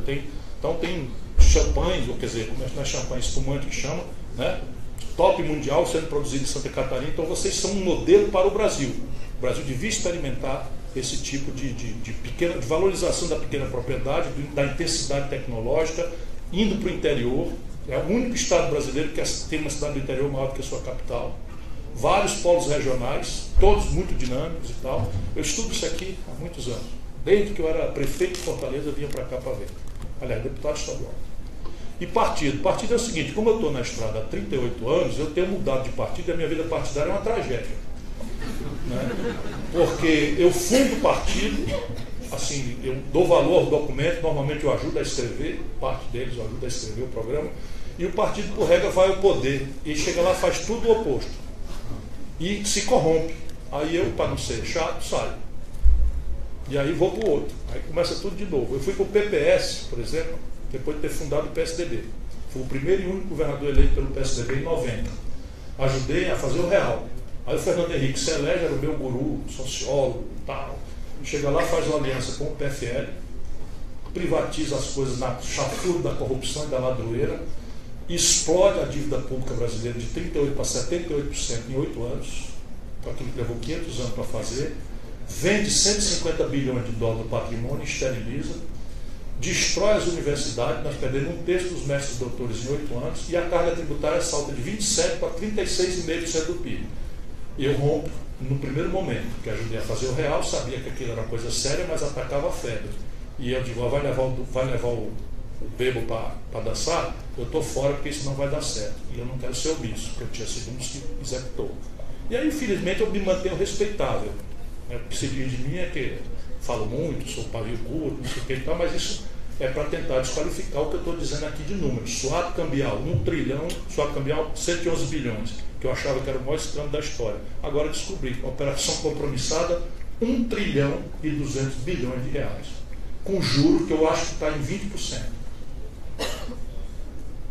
Ciro, boa noite. O PDT porque é um partido com quem eu tenho afeição há muitos anos. Fui amigo do Brizola, colega do Brizola, compreendo a importância do trabalhismo. Isso que eu descrevi aqui, quem sistematizou isso foi o trabalhismo, foi Getúlio e tal.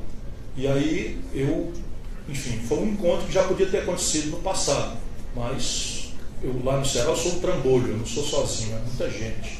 Então para me movimentar, lá se vão 80 prefeitos, não sei quantos federais, não sei quantos estaduais, e muita gente, e eu boto em discussão as coisas e tal. Dessa vez eu disse assim, você discuta aí que eu vou para o PDT.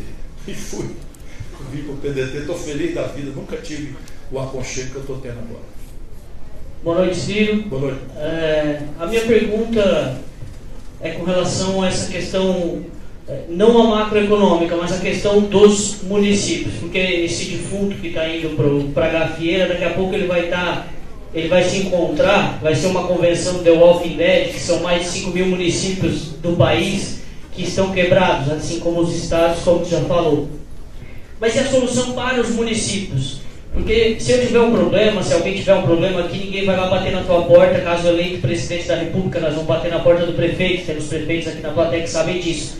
A solução ela vem nesse novo projeto macroeconômico para o país também? Há uma questão de repatriação, de redistribuição, na verdade, do bolo tributário para os municípios e para os estados? Onde está a solução para esses moribundos municípios que hoje só sobrevivem, ou daqui a pouco vão se encontrar, como eu disse, na gafieira com aquele outro defunto lá? Eu acho que as metáforas estão me permitindo ser um pouco mais popular, né? Estou melhorando um pouquinho. Não está se queixando que eu falo umas coisas que o povo não entende e tal. Mas assim, eu acho mesmo que a gente precisa ajudar quem tem equipamento, por isso que eu estou circulando nas universidades, para ver se a gente constrói uma corrente de opinião, não em meu favor, mas em favor de forçar um debate sobre o que interessa para o nosso país. Então, repare, o Brasil precisa, essencialmente, nesse novo projeto nacional de desenvolvimento, redesenhar o Pacto Federativo. Mas eu convido o companheiro, eu fui prefeito, meu pai foi prefeito, meu irmão foi prefeito, a mãe de meus filhos foi vereadora, eu sou municipalista, mas não é verdade que a gente não vive no país, não vive no estado, vive no município. A gente vive no país. É o país que define a taxa de juros, o regime de previdência, o salário mínimo, a aposentadoria, a legislação processual penal, a legislação penal, etc, etc. Isto dito, é preciso que a gente reforce naquilo que modernamente se chama federalismo de integração. Então, nesse projeto que eu defendo, haverá uma repactuação das receitas e atribuições, e nós começaremos a inovar, porque esse federalismo dos anos 90 do século XIX não tem mais nenhuma modernidade. Por exemplo, vamos na prática, o SUS. Você é encarregado, você é prefeito? Não? Enfim, mas é solidário. O prefeito é encarregado, e o povão não sabe, mas o prefeito é encarregado da atenção básica. Só que a atenção básica depende de um médico generalista. E a formação do médico, o prefeito não tem a menor força. Porque quem regula é a União, e a União delegou às corporações médicas a formação e as residências. Então o Brasil praticamente não forma mais médicos generalistas. Então como é que eu obrigo o prefeito a ter, e o Ministério Público vai lá e cobra, acusa de improbidade, não sei o que e tal, se não há médico generalista? Aí o atalho petista traz os médicos de Cuba. Isso não é solução para um país como o nosso. Ok, emergência é emergência, trazer os médicos de Cuba para dar uma ajuda, ok, eu ajudei a fazer. A Escola de Saúde Pública do Ceará foi que recebeu, que retreinou, requalificou e tal. Mas nós precisamos botar a mão na formação. Então a minha cidade, que é Sobral, eu consegui fazer um curso de medicina para médico de saúde da família. Então lá quem quiser fazer o vestibular, e agora saiu no ranking da Faculdade de Medicina, é a melhor escola de medicina do Brasil. Agora lá sai médico de saúde da família, porque nós botamos a mão. E esse é o papel da política. Então você pega o seguinte, aí você, depois que o município faz a atenção básica sem poder fazer o recrutamento, ele tem um problema de dispensação de remédio. O dinheiro do SUS não muda agora, com esses loucos, vai ser o nominal desse ano, mais a inflação, que é 2,5%. Só que o preço do remédio, como eu demonstrei para vocês, sobe com a taxa de câmbio. Então repare, o remédio vai subir 42%, porque houve a desvalorização do câmbio, e o valor do SUS para dispensação de remédio pelo prefeito é de 3%, sobre o nominal do ano passado. Aí falta remédio, a negado esculhando, e o Ministério Público vai em cima do prefeito. É preciso equacionar isso. Depois tem um outro problema. Os médicos, crescentemente, eles não resolvem a parada na consulta. Eles precisam se assessorar com exames especializados. Aí ele requisita uma tomografia, um raio-x, uma ressonância magnética, e aí o camarada fica com aquela receita, aquela prescrição, e não tem para onde ir. Porque já o exame especializado não é tarefa do município. Então o SUS está precisando de um redesenho, mas com ele todo o Pacto Federativo. Então vamos lá. O Brasília decidiu por um piso nacional de salário para os professores. Isto é uma bela de uma providência. Não é razoável a gente ter professor no Brasil ganhando R$300, R$250, R$400. Ok, mas nós estabelecemos em Brasília um piso nacional de salários que vale para Criciúma e para Epitaciolândia no Acre, e não entrarmos para ajudar a fazer algum equilíbrio da União Federal e do Pacto Federativo, é mentira. Então tudo isso precisa ser redesenhado, e é o que eu falo de redesenhar o Pacto Federativo. O desconforto financeiro vai ter que ser feito por 4 providências. Uma reestruturação do endividamento dos estados e municípios. capitalizando mediante retornos em políticas de saúde, educação, indicadores, enfim. Segundo, 3 novos tributos que vão ser partilhados. Uma CPMF de 0,38. Lembrando, a gente paga 486% de juros no cartão de crédito. Cobrar 0,38% de um tributo sobre cheque, isentando R$ 1.500 mês. Para todo mundo, a gente exclui 80% da população, só 20%. Isso daí resolve praticamente a equação do financiamento dos municípios. Porque a ideia é 0,20 para a União e 0,18 para estados e municípios. Um tributo novo, progressivo sobre heranças e doações, e um tributo progressivo sobre lucros e dividendos, especialmente lucros dos bancos. Então, isso eu vou propor com clareza, eles vão me esculhambar, eu vou propor de novo e vou tentar explicar para a população. Se eu escapar, eu chego forte e faço isso acontecer. Aí você vai ver como é que se resolve o problema.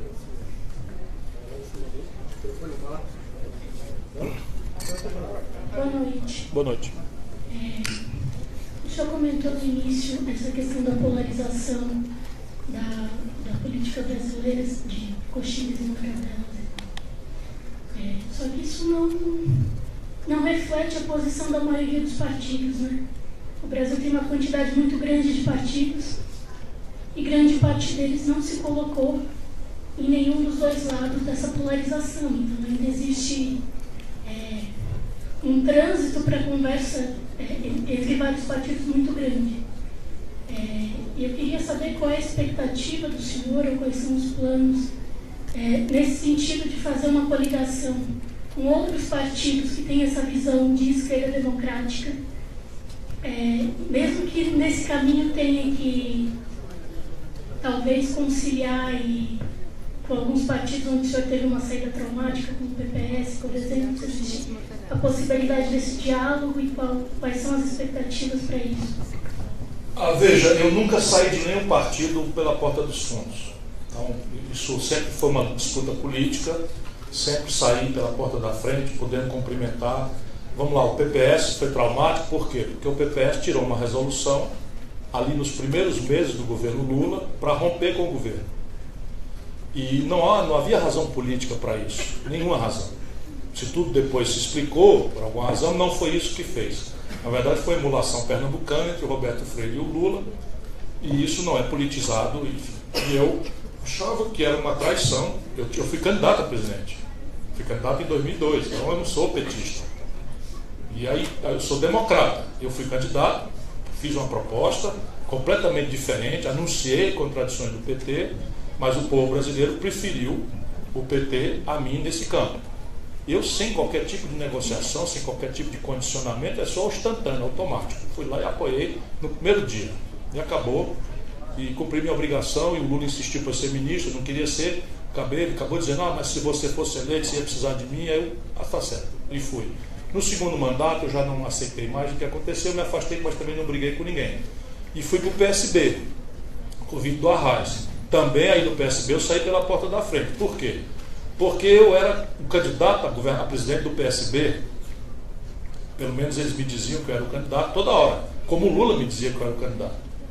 E aí, quando chega ali em 2010, o Eduardo se acerta com o Lula e resolve lançar a Dilma, que na data não tinha tido experiência nenhuma, nunca tinha sido candidato a nada, sendo uma boa pessoa, minha amiga, e isso tudo foi feito lealmente, na minha frente. Num jantar foi o deslinde disso, e eu sofri uma rasteira e fiquei.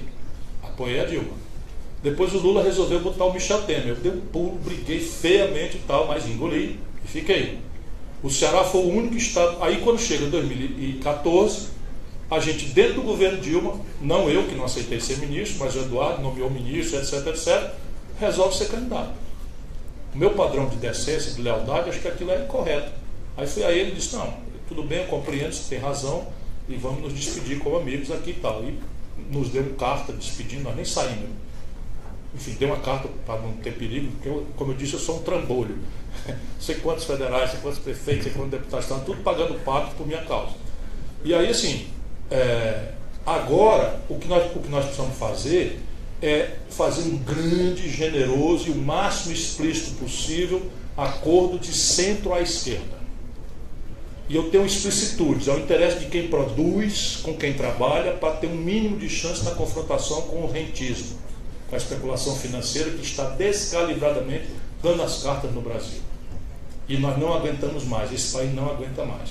Então isso, na prática, vai aterrissar no PT, que não tem natureza de aliança com ninguém. Vai ser candidato Lula, condenado, não condenado, se não for vai ser outro, vai ser candidato. Eu não aceito mais vídeo caudatário. Não aceito mais, não vou para o outro lado jamais, mas não aceito mais vídeo caudatário. Torço muito que o Lula seja absolvido, mas a responsabilidade política pelo que está acontecendo é do senhor Lula, na minha opinião. Porque ele é que, brincando com a popularidade generosa que o povo lhe deu, nomeou a Dilma, impôs o Michel Temer, entregou Furnas para o senhor Eduardo Cunha roubar e virar, comprando voto, presidente da Câmara, nomeou o seu Gedel dos 51 milhões de dinheiro na mala ministro, e tudo isso eu protestei na data. E não me afastei, não virei para o outro lado, nem coisa nenhuma. Então é uma discussão política, com todo respeito, fraterno, amizade, tá, mas não dá mais. De outro lado, o PSB está com a mesma percepção que eu estou. Crescentemente, o PCdoB está com a mesma percepção que eu estou. O PPS é meu aliado no Ceará. Estamos para a eleição juntos. Me dou com o Roberto Freire numa boa. Lá no Ceará nunca botou obstáculo nenhum. E eu sonho em tirar o PPS dessa companhia de PSDB, não sei de que tal, e trazer para esse campo que é a sua origem. Se eu tiver esse projeto, eu vou fazer história. Estou cabalando isso. E estou com esperança de que parte vai dar certo. Ciro, o senhor deu como causa do Brasil não crescer mais o superendividamento das empresas, o passivo estrangulado que as empresas se encontram. O Brasil tem 380 bilhões de reservas cambiais. O senhor acredita que essas reservas cambiais podem ajudar o Brasil a liquidar esse passivo das empresas? Eu estou ficando feliz. É isso aí, ó. Como é que a gente pode resolver o problema? Não está funcionando. Porque, repare, um país precisa ter de reservas cambiais uma vez e meia, no máximo, o valor das suas importações. Então, repare, o Brasil importa ao redor de 100, 110 bilhões de dólares por ano. Então, nós precisamos ter uns 160 bilhões de dólares de reservas seguras, não precisa mais do que isso. Nós estamos com 380 bilhões de dólares de reserva aplicado a juro negativo lá fora, e o correspondente está aplicado a juro nacional aqui, exorbitante. Então o que eu pretendo fazer? Eu vou criar um fundo soberano lá fora, tirar 50 bilhões de dólares, que equivale a 150, 170 bilhões de reais, e esse fundo soberano vai emprestar dinheiro para a consolidação de passivos das empresas nacionais que quiserem acessar, mediante a adesão delas a um programa de investimento e retenção e expansão de emprego, em áreas que nós vamos dar prioridade, contra garantias reais e o risco cambial, ou seja, o hedge, por conta delas. Mas a diferença de juros é tão brutal que vai ser um chuá. E qual é a consequência? Ele toma lá $1 bilhão, que equivale a 3 bilhões de reais, paga o Itaú espetacularmente, paga o Itaú, quita o papagaio e fica devendo para o Fundo Soberano com 3 anos de carência e 12 anos para pagar e juros de 5% ao ano. Contra juros de 20, de 18, 25 que ele estava pagando aqui dentro. Se todo mundo pagar espetacularmente os bancos privados, o que acontece com o preço do dinheiro que é juro? Todo mundo pode entender. Despenca. Porque a mercadoria do banco é dinheiro. Se todo mundo devolve a mercadoria, o preço da mercadoria despenca. Portanto, eu sou um cabra marcado para morrer. Mas é assim, eles sabem que se eu for, eu faço. E é para pagar os bancos, eu não vou fazer nada. E é evidentemente que quando essa montanha de dinheiro for para os bancos, eu vou incrementar os compulsórios. Boa noite, professora. Boa noite. É o seguinte, voltando àquela fala que o senhor fez com relação ao Brasil e a China. Recentemente saiu um relatório da Organização Internacional do Trabalho mostrando que a classe trabalhadora já ganha 30% a menos que o salário mínimo chinês. Sim. Né? Então, e os economistas concordam que esse fator está vinculado com a nossa baixa produtividade. Né? Então, eu gostaria que o senhor explorasse essa questão, mas focando no aspecto da educação, que é o local onde nós falamos, a importância da educação para o aumento da produtividade da força de trabalho. Viva o povo brasileiro! É isso. Palmas. Veja bem, toda a premissa da selvageria da tal reforma trabalhista é de que o custo do trabalho está sendo um fator hostil à competitividade sistêmica do Brasil no mundo. E isto é mentira grossa. Não quer dizer que nós não tenhamos que modernizar a legislação trabalhista. Nós não temos que ter medo de abrir um grande e generoso debate sobre novos modos de trabalho, né? O trabalho remoto, o trabalho doméstico, o trabalho em casa, o trabalho com jornada diferente, etc, etc. Mas o custo por hora trabalhada do Brasil definitivamente não é um fator impeditivo nem de longe da nossa competitividade sistêmica estrangulada. O grande problema da competitividade estrangulada do Brasil é a baixíssima produtividade. Ou seja, quanto produto por pessoa ou por hora trabalhada nós conseguimos fazer em proporção ao mundo. E isso tem a ver, primeiro, em ordem de emergência e depois em ordem de estrutura. A sua própria inteligente pergunta já traz a semente da resposta. Em ordem de emergência, a brutal informalidade. Hoje, no Brasil, mais da metade do mundo do trabalho estão na informalidade. E aqui há uma questão regulatória para ser modernizada, mas há uma questão também de nível de atividade econômica e do apreço que a sociedade dá ao trabalho dignamente remunerado e protegido, ou não dá. Nós somos uma sociedade que tem um legado escravista ainda muito renitente.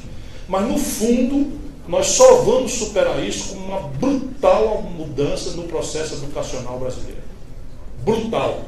E aqui quer dizer o seguinte, não só o incremento do gasto por aluno ano, mas a mudança mesmo do próprio paradigma pedagógico.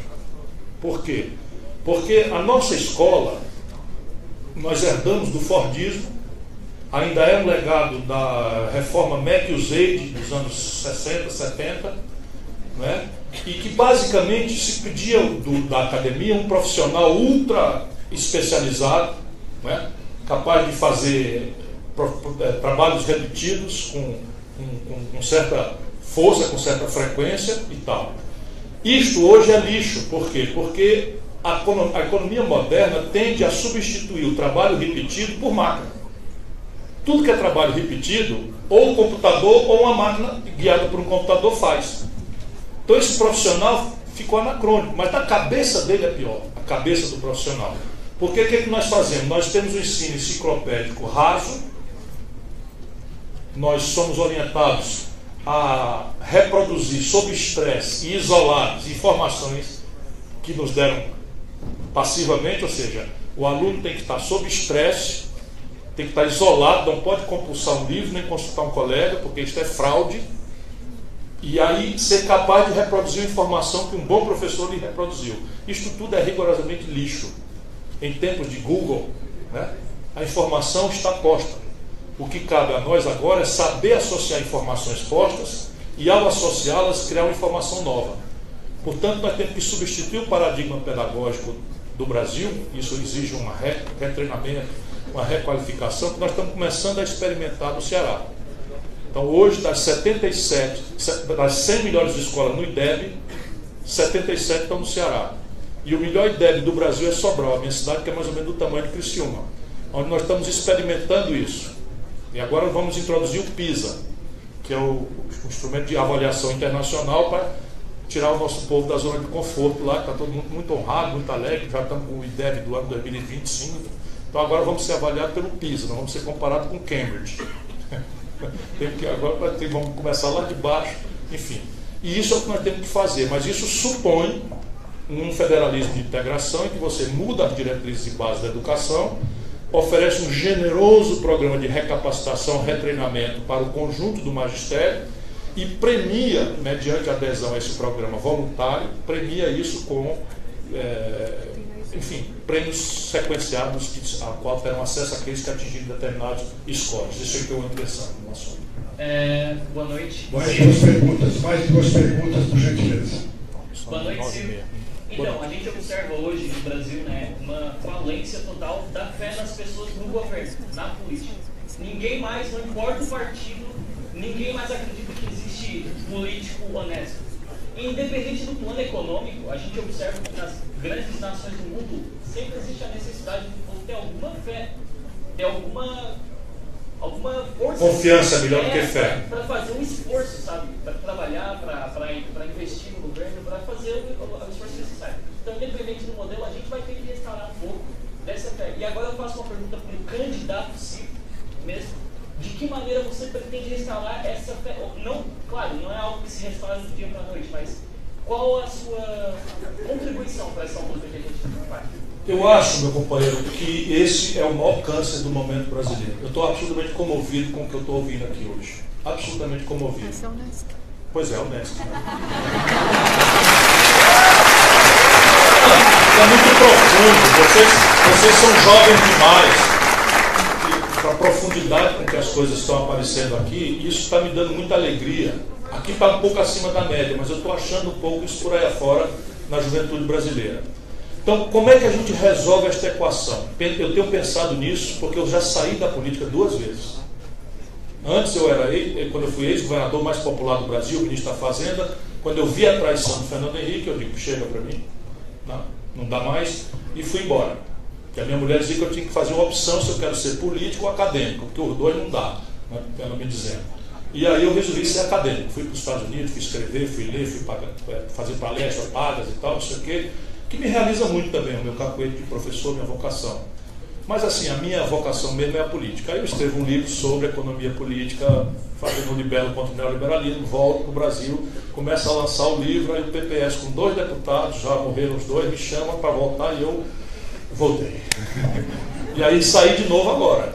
Eu tinha saído, porque quando eu brinco sempre assim, antes eu esculhambava a política, estava tão de um jeito que eu esculhambava muito os meus adversários. Mas de repente eu me vi esculhambando meus amigos. Então, tem alguma coisa errada comigo. Eu esculhambo os adversários, agora estou esculhambando os amigos, que é o PT, a Dilma, não sei o que e tal. Não pessoalmente, mas porra, é muita contradição demais. E eu, quero saber, chega para mim. Aí, como no Ceará minhas responsabilidades estavam mais saciadas, eu ajudei a preparar uma nova geração, e essa nova geração está brilhando lá. Brilhando mesmo. Esses indicadores todos aí. Não quer dizer que é milagre nem nada, o Ceará é muito pobre, tem muita contradição e tal, porque senão vão mostrar na televisão as misérias lá e vão dizer que eu só falo das coisas boas. Não, tem muita coisa ruim, muita dificuldade, mas é verdade que das 100 melhores escolas, 77 são nossas. E isso aí consagra qualquer partido, qualquer grupo político para a história. E eu ando feliz com isso. Mas aí veio o golpe e eu peço demissão da CSN e volto para a luta. E o PDT me recruta, lá estou eu aqui agarrado no olho do furacão de novo e com entusiasmo juvenil. Estou até com pena de acabar o debate, né, porque está de muito alto nível. E eu tenho me dado ao trato disso. E eu acho que só tem um jeito, que é o único que funciona para mim, com o meu ceticismo todo. Eu tenho um certo privilégio, que eu conheço os atores, então eu me engano menos. Eu tenho menos decepção, mas tenho também. E aí enchi, e voltei. Então, o que é que me fez voltar? Basicamente, a ideia e o exemplo. Então, o que é que vai reverter? O que é que vai restaurar a confiança? Uma ideia comovente. Então, colocar o país para discutir um projeto nacional de desenvolvimento. Para que a gente tenha crença, consciência dos nossos problemas, mas tenha crença de que se a gente agarrar no serviço, se valorizar o trabalho, a parcimônia, a austeridade, a decência, a poupança, sabe? Mudar essa lógica de achar que nós vamos ser felizes na farra do consumismo importado, isso é uma tarefa hercúlea que a humanidade está precisando fazer, porque esse modelo vai matar o planeta Terra. Aliás, está matando o planeta Terra. Então, a ideia. E o exemplo. O exemplo. Então, por que eu cheguei, já fui me dizendo aqui, 38 anos de vida, nunca respondi a nenhum inquérito, nem sequer para ser absolvido, o que nada mais é do que a minha obrigação. Aí as pessoas olham assim como é, mas eu pensava que nenhum tinha isso. Pois é, tem, e tem muitos. É preciso, bom, enfim, mais, quer mais?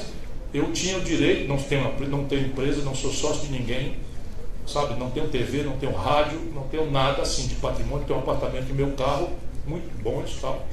Estou confortável, estou bem, pago meu plano de previdência pessoal. Por quê? Porque considerei imorais as 3 pensões vitalícias que eu tinha direito, que me dariam R$82 mil hoje. Ex-deputado, ex-prefeito e ex-governador. E não é hoje, não. Eu renunciei na data, com 36 anos, nunca aceitei requerer essas coisas, porque eu considerava imoralíssimas. Então, hoje eu fico meio arrependido, que estou ficando velho. Vai me fazer uma falta lerda, mas, enfim, de qualquer forma, eu entro nas universidades, ó, sem ovo, sem, né? Por enquanto, pelo menos. Né?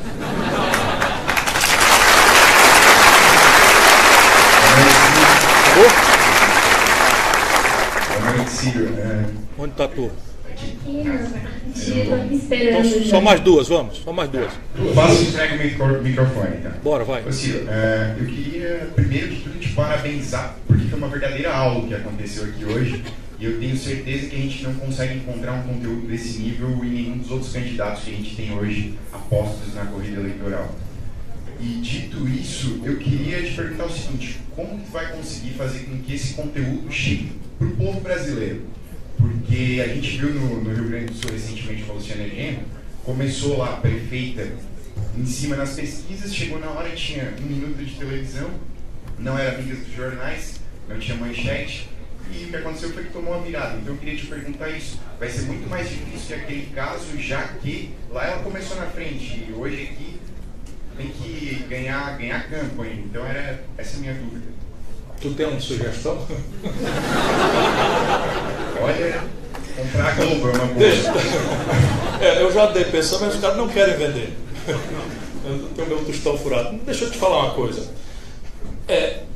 Se tem um candidato que já ganhou, sou eu. Vou explicar por quê. Eu não sei se ganho a eleição naturalmente, porque tem uma estrada complicada, mas eu já ganhei. E eu posso então entrar nisso com essa leveza, que é o que prepara alguém para ganhar a eleição, que das outras vezes eu não tinha. Eu fui candidato 2 vezes, estava muito rancoroso, muito zangado, muito mais com vontade de chutar o pau da barraca do que de propriamente. E agora não, agora eu tô assim, acho que eu vou ganhar mesmo e estou me preparando para isso. Então, por que eu já ganhei? Porque eu estou conseguindo, e hoje aqui eu tive muita alegria mesmo, genuína alegria, pelas perguntas. De alguma forma, essas perguntas já surgiram porque tem um mecanismo aí de internet, de não sei o que, de fragmentos de comunicação, em que esse soço, eu não durmo 2 dias no mesmo lugar, não sei quanto tempo. Não vai sobrar um auditório de universidade, se eu puder, que eu não vá. Porque eu quero ir, por quê? Porque aqui vocês tiveram paciência e me ouviram 1 hora falando coisa chata, desagradável. Eu ia para ali, as cabeças viravam. Você cacoete de professor para você ver se você está cansando ou não. Aí eu ia para lá, as cabeças viravam de novo. Aí uma dormiu ali, eu fiz uma piadinha, os outros riram, ela acordou. Então é completamente... Então é o seguinte, está acontecendo se eu conseguir criar essa corrente de opinião, e isso explodiu na internet. Não tem quem acredite que o movimento da minha militância na internet seja absolutamente espontâneo. Não tem quem acredite. Tamanho brilho com que eles avassaladoramente ganham qualquer parada. É Cirão da Massa, é Cirão Carioca, é Ciro Zoeira, é Ciro Molotov. Tem time Ciro, todos com Ciro, que é uma plataforma agora e tal. Tudo coisa espontânea. Todos com Ciro sofisticou a plataforma, estão gastando R$600 por mês deles, né? O time Ciro tem mais de 400 mil seguidores e os caras, começou uma discussão, os caras vão em cima, todo tendo menos, né? Calma, deixa a turma do Bolsonaro ser agressiva aí, tal. Vocês vão com a virtude moral de quem tem a ideia. Então a ideia, o exemplo, puxa os caras para discutir a economia que nós estamos discutindo e tal. Então está funcionando, então eu já ganhei. Mas eu já ganhei também porque o PDT não tem nenhum quadro em nenhuma lista. Até por acaso, né? Podia ser um companheiro, sei lá de onde, uma campanha financiada de mau jeito e tal. Não tem nenhum companheiro na lista. E, portanto, uma campanha como a minha vai fazer dobrar a bancada do PDT e nós vamos jogar o jogo do projeto nacional na situação ou na oposição. Nosso voto não vai mais automaticamente para a coxinha nem para a mortadela. Nós sempre fomos para os mortadela porque é a nossa vocação. Para os coxinhas nós não vamos jamais, mas nós vamos olhar as coisas diferentes. Mas tem mais um fator. As pesquisas que os jornalismos e os políticos gostam de antecipar, se vocês olharem, quer ver quem tiver curiosidade, veja as pesquisas da véspera, de um ano antes das eleições da Dilma e do Aécio no segundo turno. Nenhuma pesquisa simulava os dois no segundo turno. Mas a gente insiste em dar valor às pesquisas que são adiantadas. Mas o que é que vale nas pesquisas hoje?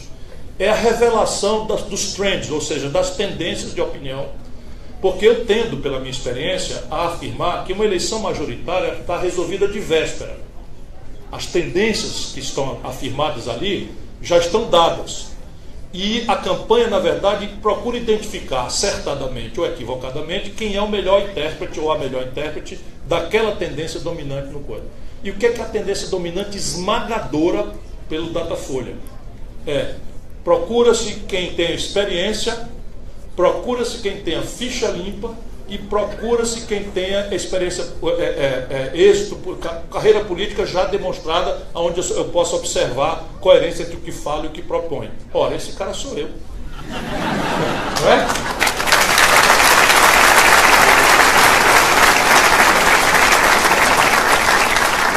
Pedindo permissão ao rei, porque esse é um verso do Roberto Carlos. Ciro, boa noite. Boa noite, querido. Eu vou fazer uma pergunta capciosa. Assim, faça, essas que são as boas. Ninguém perguntou ainda. Aqui em Santa Catarina a gente teve um caso recente, né, do nosso reitor da UFSC, que se suicidou-se, né, devido na carta. Foi redundância, desculpa. Foi cruel, né? Foi cruel. Mas assim, ele se suicidou por conta, né, do abuso do judiciário e tal. Eu gostaria de perguntar aqui o que você acha, né, o que você pensa sobre o abuso de poder, principalmente na Lava Jato. Bom, não tem nada de capcioso. Eu te agradeço também por essa pergunta que consulta questões centrais do Brasil nesse momento. Como nós estamos no estado de anarquia, quando você rasga a instituição central e pratica um golpe, todas as outras instituições entram em estado de geleia. E hoje nós estamos vivendo um estado de geleia institucional que é quase anárquico. E as coisas estão tão difíceis que o pessoal do movimento anarquista, que é muito respeitado, pediu para eu não usar essa expressão, porque não tem nada a ver com isso. Então, enfim, é quase caótico esse quadro. É um quadro de absoluto abuso de autoridade. E o que nós temos que fazer com isso, nesse momento, é, enquanto sociedade, repudiar. E não cair na armadilha coxinha mortadela. Não estou falando só da disputa eleitoral. Coxinha mortadela é obrigar a gente a ficar no preto ou branco quando há 1000 tons de cinza. Não é o filme. Quantos são os tons de cinza? 50 tons de cinza. Então repare bem. O que eu estou querendo dizer? A Operação Lava Jato pode ser uma coisa muito importante para um país que se ressente secularmente de ver a impunidade ser o prêmio do cometimento de corrupção pelos poderosos. Isto, portanto, faz com que, teoricamente, a gente tenha uma predisposição favorável a ela. Porém, a partir daí, duas coisas. Primeiro, para mim, que sou professor de Direito Constitucional, sou profissional do direito, OAB Ceará 3339, ativo, tenho um escritório de advogado. É muito estranho que a Justiça Federal aceite a ideia de que só tem um juiz federal imbuído da tarefa de confrontar a corrupção e de que todo o aparelho de Justiça Federal do Brasil, de alguma forma, por não fazer esse espetáculo aparatoso e midiático, estaria em tese ou desidioso ou conivente, que é o pior. Isso já é muito estranho. Segundo, a cada episódio da Toma de Curitiba, é raro, eu levanto a minha voz. Não me importo com incompreensão, não quero nem saber.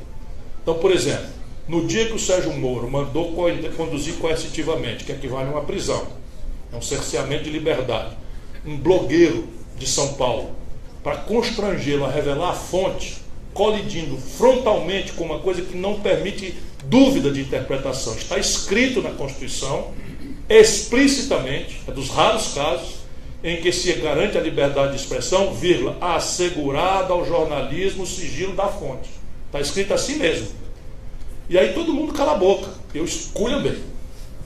Se ele tivesse feito isso comigo, eu recebi a toma dele a bala. Falei assim para dizer, se eu fosse inocente, se eu for inocente, se eu não for acusado de nada sério, e se alguém vier violar minha liberdade, isso eu só repeti, você é profissional do direito? Eu só repeti um corolário do direito. As pessoas têm direito a defender o seu direito na proporção moderada, né, da agressão que sofreram. Eu não sei que valor vocês dão à liberdade de vocês, mas a minha, sem ela, eu não respiro. Eu não respiro. Sem a minha liberdade, eu não respiro. Portanto, ninguém tem direito, se eu não fiz nada errado, se eu não sou acusado, ninguém tem direito de cercear a minha liberdade, seja quem for. E aí, quando quiseram não compreender, quiseram fraudar a minha ideia, o que é que eu disse? Então vamos simular que ele tivesse mandado buscar o William Bonner, de quem ele, Sérgio Moro, é a fonte. A fonte do William Bonner é o Sérgio Moro. Certo? Então por que ele não manda chamar o William Bonner com condução coercitiva? O que aconteceria na grande mídia brasileira? O mundo cairia abaixo. E eu seria o mais moderado dos caras em protesto. Todo mundo entendeu, mudaram de assunto. Da vez que conduziu coercitivamente o Lula, sem nunca ter chamado ele antes, é arbitrário, porque está escrito na lei que o cidadão é obrigado a comparecer devidamente, regularmente convocado pela justiça em dia e hora aprazada. Recusando-se, poderá eventualmente ser conduzido coercitivamente. O Lula nunca tinha sido chamado. E aí, resultado, o Lula naquela data estava com 16% nas pesquisas. Estava morto, por conta das irresponsabilidades políticas. Aí, de tanto fazer arbitrariedade e a Globo novelizar a perseguição, o Lula, o povo brasileiro odeia esse negócio de perseguição, especialmente o povo mais humilde, que se sente perseguido. Vocês viram o que aconteceu ontem no plenário do Supremo Tribunal Federal brasileiro? Aquilo não pode acontecer. Aquilo não pode acontecer. Quer dizer, eu até tenho torcida. Eu acho que o Barroso é um cara muito mais interessante do que o Gilmar Mendes. Mas a gente tem que botar um pé atrás. Aquilo não pode acontecer. Aliás, não pode acontecer TV Justiça. Nenhum lugar do mundo o judiciário faz as suas manifestações com a televisão acompanhando em tempo real. E nós inventamos essas coisas, né? Nos Estados Unidos, não se pode entrar numa sala de audiência nem sequer para fotografar. Nem sequer para fotografar. A gente vê nos filmes, e aquilo é fato. Eles fazem o quê? Para entregar para o jornalista, quando é um caso de grande coisa, ou aquele jogador de basquete, como é o nome, que eu morava nos Estados Unidos na época, hein? Ou o Jay Simpson, os jornais ficavam com um desenho. Entra lá uma pessoa do própria justiça, faz o desenho da situação em que ele está sentado, em que lugar ele está, e as posições das pessoas, e libera a gravura para os jornais. Por quê? Porque a presunção é de que até trânsito em julgado o cidadão merece a franquia da incolumidade da sua imagem. E aqui não, nós vamos inventar coisas absurdas. Pronto? Muito obrigado a vocês me deram uma noite muito especial, obrigado mesmo.